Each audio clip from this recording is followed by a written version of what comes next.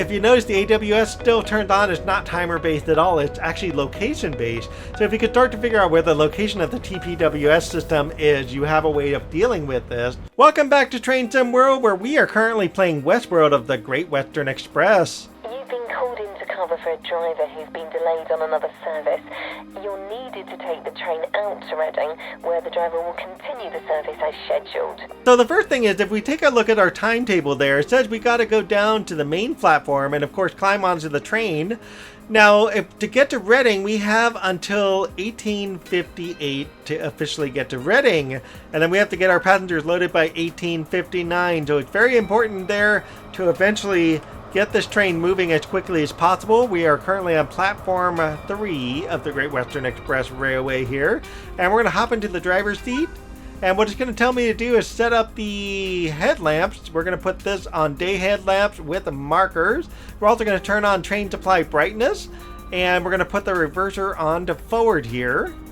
And while we're here, we're going to go ahead and set up the DSD isolation to on, and we're going to turn AWS isolation to on. Commence boarding by unlocking the left door. So we're going to let the people find their way inside our cab while we turn on our cab lights. And while that's all happening, we're going to turn on our DRA just to make sure our train doesn't move. Hit train supply to turn that on. Now train supply, the way train supply works, and by the way the brightness was for train supply, the way train supply works is it connects your front engine with your rear engine, almost like a DPU MU type of setup to connect the two sides in order to officially have the two engines talk to each other. And you want this to happen officially the way the braking and other aspects of this rail line should work. Both engines should work in conjunction with each other. They shouldn't be doing it singular, if that makes any sense. Once the passengers are loaded, I'm just going to go ahead and turn off DRA. I don't want to get messed up with that being there. Once the passengers are officially loaded, we're going to hit the driver buzzer. We're going to hit that twice here once the guard buzzer officially lets us know. And technically the way it should work is the guard should buzz us first, and then we buzz him after, and then we lock the doors after that, if that makes any sense. So with the doors locked, we need to take our brake handle and turn it completely off. If I try to attempt the throttle up now, what you're going to find out is the brake cylinder will cause your engine not to run. So I'm going to turn this back off. And you won't be able to go anywhere until officially your brake cylinder is completely empty. Once your brake cylinder says 0, and it takes a little while for that to actually happen, you can finally get your train moving. I think I can get it moving. There it goes. Perfect. So we finally reached 0. That took a little bit of time for that even to happen. We're going to go up and throttle 3. Officially, we got a 50-mile zone up ahead, but before we even get there, we need to talk about the brake pipes and how this stuff works for folks. We also need to talk about the TPWS system. We'll get there when we get there. In the meantime, it's finally time to leave London Paddington. Alright folks, we are currently leaving platform 3. We have a 35-mile journey, and one of the things I want to find is where the AWS system is on the rail. I believe that might be it, and one of those will eventually trigger my train and set off the AWS. I just need to find it so that way I can come back to it with camera 8 and do some explanations around the AWS system when I get there. Our goal with this mission is to get 5,350 AP points before we get to Reading. I've got a red light up ahead and I'm not exactly sure what that even means. I think I have to stop there. Yeah, it looks like we're probably gonna have to slow down. Let's go ahead and put initial reduction for our train and start to activate our brake air pipe pressure here. And what you'll start to notice is some dials here, like the brake cylinder here starts to go up to 1.4, and we need to kind of pay attention to what's going on here because we don't want to accidentally overspeed and run into that red light there and screw myself over. There's the AWS. I will eventually find that when I find it. So folks, if you end up with this predicament where you're kind of coasting along, you're like, where's my throttle? Why can't I drive my train? It's actually simply because you have to bail off your brake cylinder.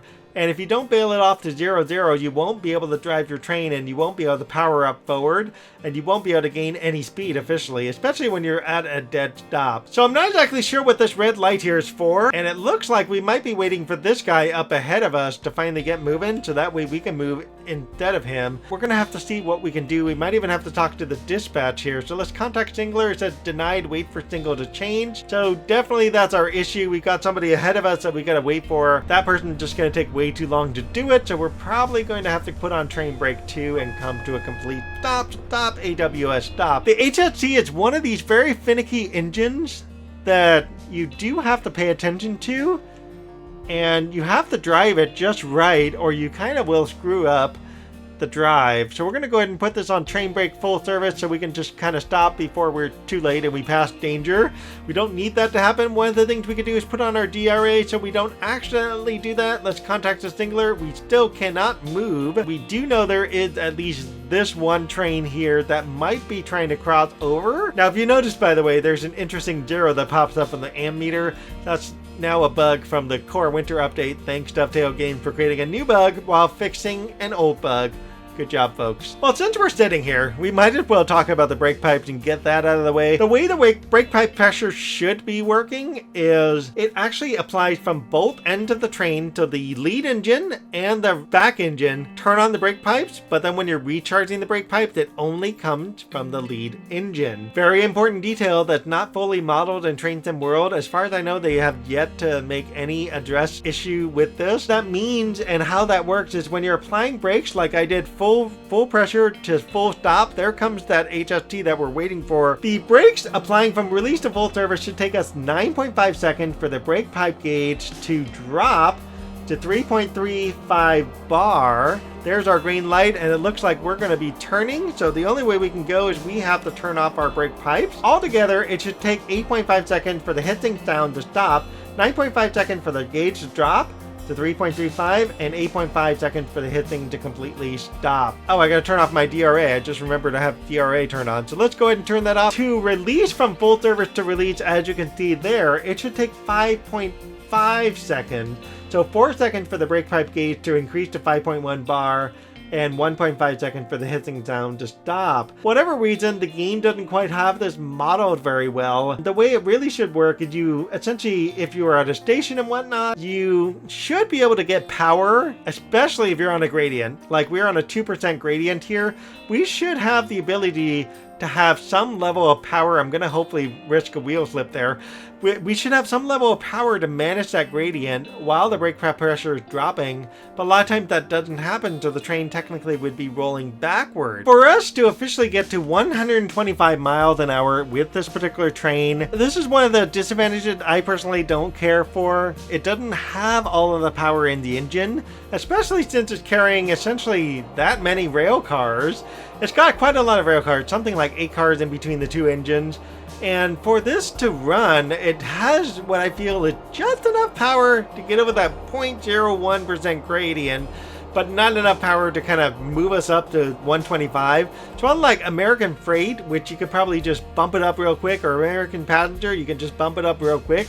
This one I'm on throttle 5, I don't have any more throttle, that's it. And so that means the rest of this trip is all attempting to work towards 125.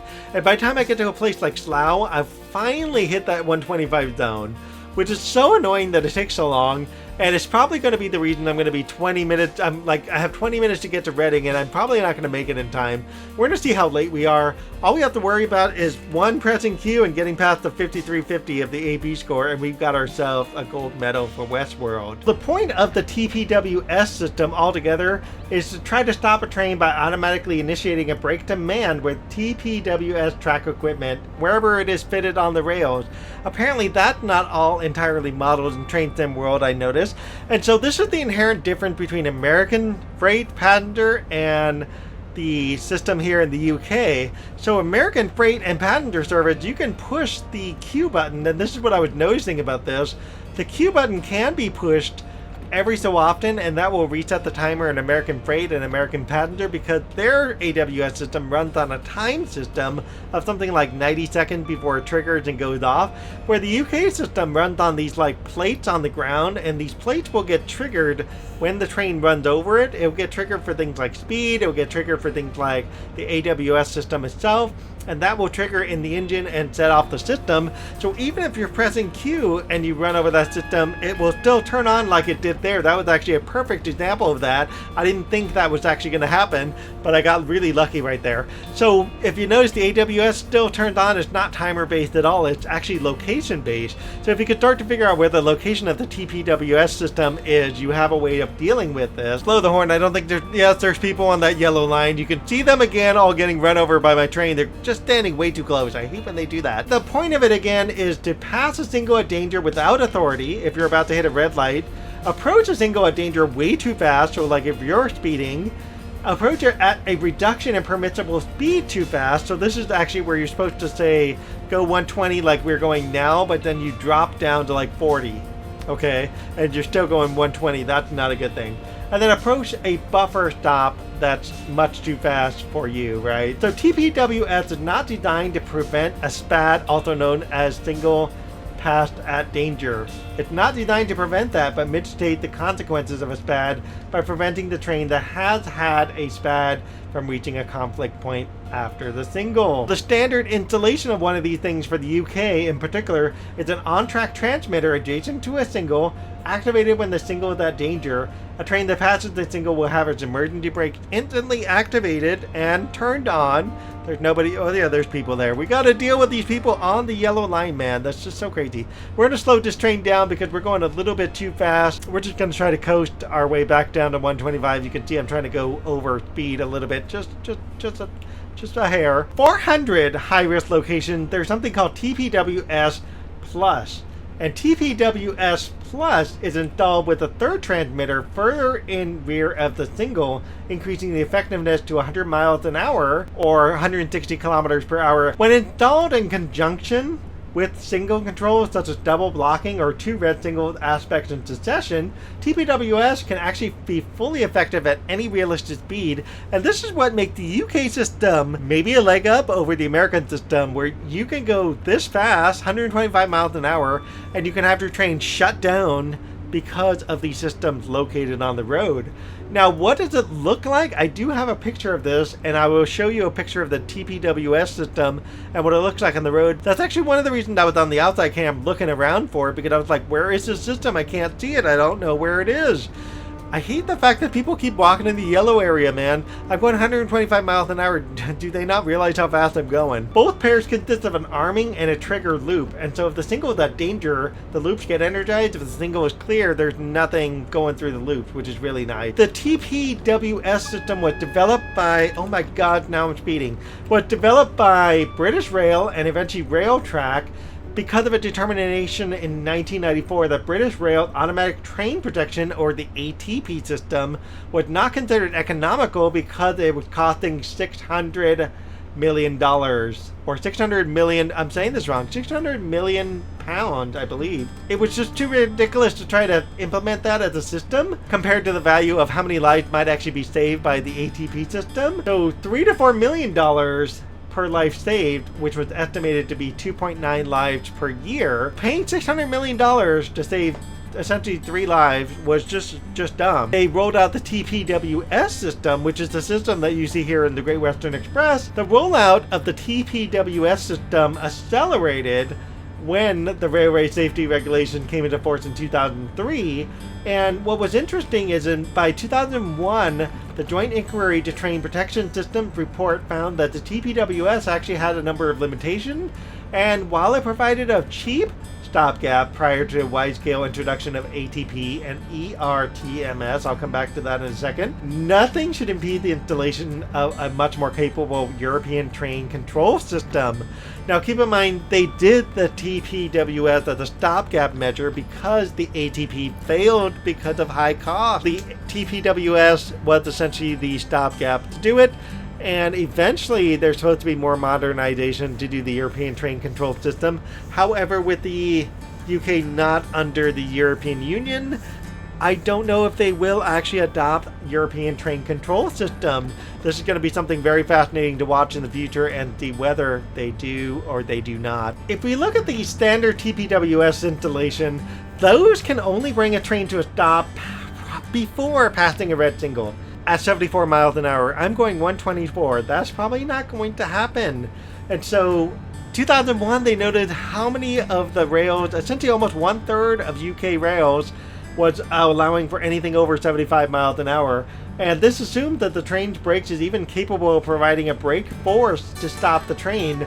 Therefore, a number of train types, such as the HST we are driving today, were not capable of actually doing this sort of system at all in any fashion. A TPWS-A was capable of stopping a train up to 100 miles per hour, which is something that it could do to stop this HST train.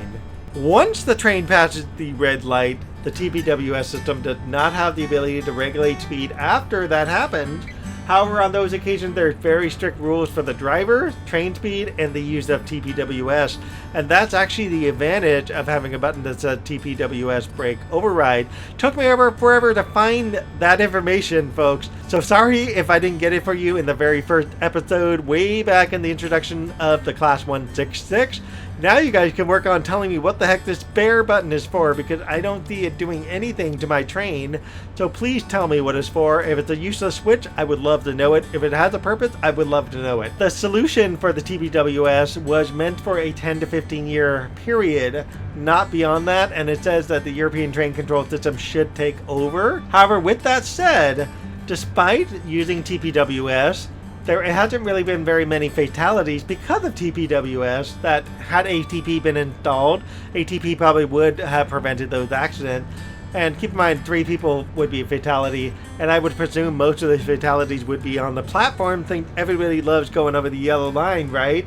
In order to stop this train effectively, you got to think about how fast I'm going. 1, 125 miles an hour. 2, I'm about 4 miles out from my stop, knowing there's nowhere to go after that because that's the end of the mission.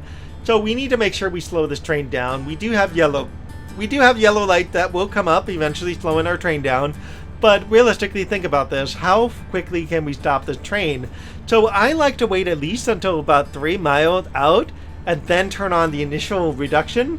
But you can already see we already have a thing that said 95 in about 2.3 miles, so I could probably wait a little bit, let that drop down a little, and then eventually drop it down anyways, because the gradient here is a 1% grade, and that's going to slow me down naturally. With that said, I am going to let my train just naturally drop down, and I'm going to kind of hope for the best that I'll hit 95 before I hit the 95 zone. Initial reduction, we're going to go down to 95 and hit our Q to make sure that alerter doesn't go off. And this is another thing that's a little bit annoying about HSTs. This is what makes it so fine-tuned as an engine to drive. You do have to play around with running this engine. Not the easiest thing to drive, not the easiest thing to work with, and you can already see we got a gradient going downhill, which will slow me down, but also speed me up. But if you look at the upper right corner, you also see me saying that there is a 60 zone. So I probably better keep this initial reduction going for a little bit. It's 1854, so we have a chance. We might actually make our destination with 4 minutes to spare. I doubt we're going to have that. We're probably going to be over by a minute or two. It's going to suck. All right, we're going to try not to exceed the speed here. We're at 83 miles an hour. We might have to bump it up to notch 2 or notch 3. Maybe let's just go ahead and train brake 4, because I'm not anywhere under 60 right now. Come on, 60. Come on, 60. Give it to me, please. Okay, come on. I'm trying to do 4 things at once here. Okay, good. I got it. Wow, that was so close. And then we got a 30 zone, so we're going to have to keep slowing this train down a little bit more. Oh my God, we got a slow stop here. The nice part about the end of the line at Reading is we could probably get there pretty quick, and now I'm going to have to do some throttle to kind of keep myself moving here. 500 yards to stop this train, so you can see how tricky this is to stop an HST. And our goal here, look at how close this light is to the stop itself. So we're going to try to see how close we get with our stop. I think it would be good to kind of coast us in. Alerter again, come on. I know, when you're trying to figure out how to stop a train, the alerter's going off on you. So we're going to go ahead and initial reduction this, and we're going to go down to 10 miles an hour. And I'm probably going to, look at that, my train's already coming. We're going to go train brake 3, back to running, and just kind of hopefully coast along, and I hope it doesn't go down to 0. That's going to kind of, okay, we're going to have to do throttle. We're going to have to do throttle real quick. Throttle, come on, come on, come on. Keep this train going. I went too slow. Come on, come on. Yes, I got it. Okay, thank goodness. We're going to try to go about 3 miles an hour to get the last of this and hope for the best that we can stop right on target where I want to be. We're gonna have to play this by ear because 45 yards is the light. I can kill this mission really quick.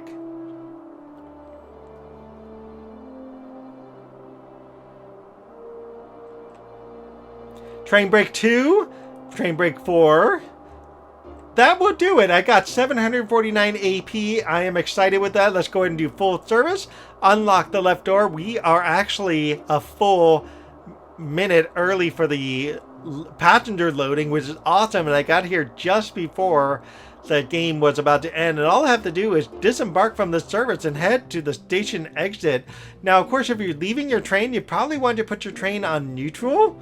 And in fact, you might want to just turn the engine off in particular. You might want to turn on the DRA to prevent anything. And you might even want to turn on the parking brake. Play it safe and just do all the above, right? So that way the next driver can actually undo all of that stuff there. Probably put the DSD on isolated and put the AWS on isolated. And the only other thing technically would be to lock the train. So that way we can't go, but we do need to leave it unlocked, unfortunately, because we do have to close the doors. Yeah, it says wait till 1859. That was hilarious. Thanks again for helping us out. Hopefully the other driver will be along shortly. Yay, the other driver will show up at some point, so now we can lock the engine down so that way no one else can drive the train.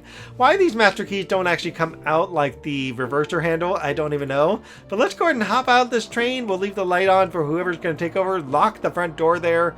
And it says we got to go 91 yards, so we might as well kind of take some time to walk through one of these cars here and kind of see what this train looks like. So this happened to be the standard class seat here. If I happen to sit here, this will be standard class. It's got the little cat ears going all the way through.